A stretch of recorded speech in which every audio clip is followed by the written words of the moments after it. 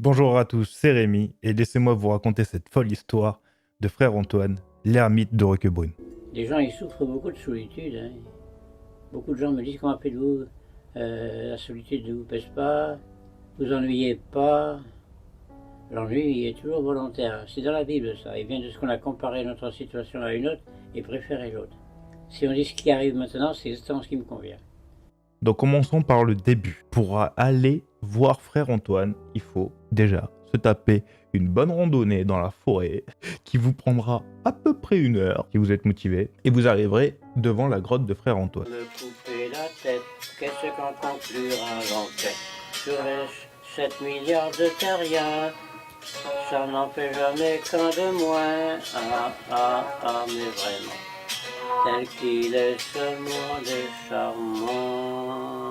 Frère Antoine est né en 1923, a eu une enfance dite normale par ses parents, et a décidé de rentrer au monastère, sauf qu'il y avait des règles, et frère Antoine n'aimait pas trop les règles, c'était plutôt un rebelle, pas vraiment, mais il n'aimait pas vraiment les règles, et du coup il a décidé de s'en aller du monastère, et par hasard est tombé sur une grotte au rocher de Roquebrune, qui deviendra sa demeure, plus de 50 ans. À partir de 1966, il a vécu dans cette grotte, sans eau, sans électricité, passé la plupart du temps à méditer, prier, écrire des livres et des chansons. Mais vous détrompez pas, c'était une personne avec beaucoup d'humour.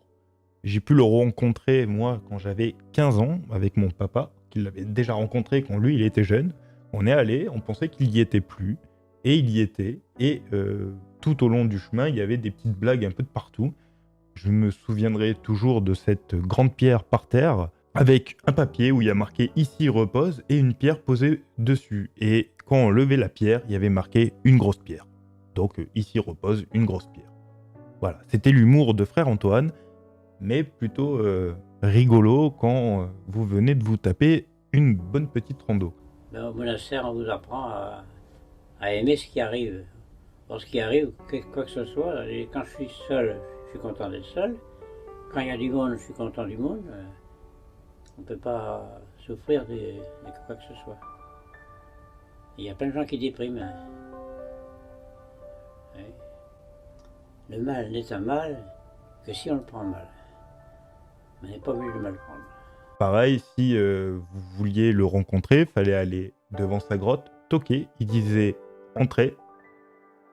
Soit vous ouvriez la porte et vous pouviez le rencontrer, donc ça s'appelle avoir le courage d'ouvrir la porte, soit vous faisiez marche arrière et vous le rencontrez jamais.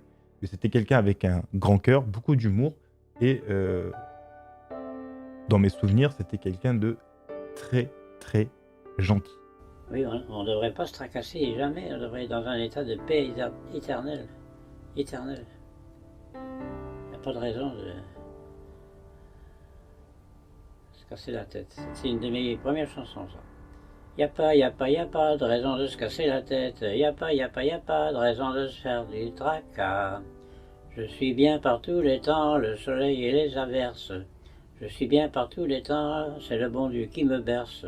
Avec tous ces événements, y a pas, y a pas, y a pas de raison de se casser la tête. Y a pas, y a pas, y a pas de raison de se faire du tracas. Je vais continuer à vous expliquer un petit peu ses routines. Il faisait 6 mois, 6 mois, 6 mois dans sa grotte, à Roquebrune, 6 mois en Inde, où il allait pour des projets médicaux pour aider les plus pauvres. Toujours d'un côté chrétien et hindou. Il faisait beaucoup de prières, de méditation, de la paix, tout ce que vous pouvez imaginer qui tourne autour du culte et de l'amour de son prochain. Il a eu plusieurs surnoms, hein. Frère Antoine, Antoine, l'ermite de Roquebrune, etc., etc. Donc frère Antoine, il faut se taper une randonnée pour aller le voir. Donc il faut marcher un petit peu. Vous allez monter ce rocher, donc cette montagne, ces chemins, et au bout d'un moment, vous allez tomber sur la grotte. La grotte qui est aménagée. Je vais essayer de vous trouver 2-3 petits clichés pour vous montrer comment il avait bien aménagé sa grotte. Alors, de quoi frère Antoine vivait? Donc, il n'y a pas d'eau, pas d'électricité, pas de bouffe. Voilà. Donc, c'était les gens qui montaient avec des vivres et qui lui apportaient à manger. L'eau, il avait mis des récupérateurs de pluie un peu de partout, où il récupérait la pluie et il pouvait la boire et se laver avec, ou les gens carrément lui emmenaient des bouteilles d'eau, où lui après il en faisait ce qu'il avait envie. Il avait du chocolat dans sa grotte, il avait un peu de tout pour manger, pour vivre.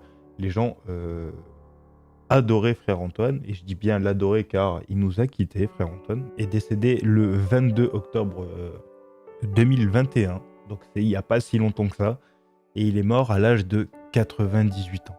Moi, j'ai été élevé comme ça, hein, avec un papa, une maman. Et encore, il n'y avait jamais de bisous, hein. La famille, non, non. C'était pogané, c'était paganisé. Quand quand les gens de l'extérieur venaient m'embrasser, parce que j'étais un beau petit garçon tout frisé. Alors maman disait, quand elle était partie, la dame, elle était encore poganée. Dans la famille, il n'y avait pas de caresses. Mais il n'y avait pas de bisous, il n'y avait pas de coups de pied non plus, il n'y avait pas de claques non plus.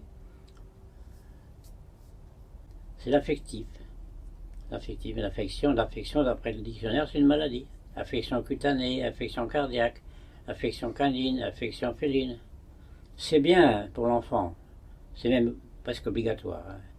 Un enfant qui ne serait pas cajolé, à mon avis, il y aurait des manques.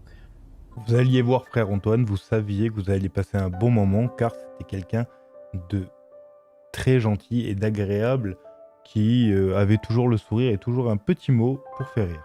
Toutes les sources de cette vidéo, donc moi j'ai fait un résumé de l'histoire de Frère Antoine, en sachant que l'histoire de Frère Antoine est un petit peu plus compliquée que ce que je vous dis, là je fais dans les grandes lignes, hein.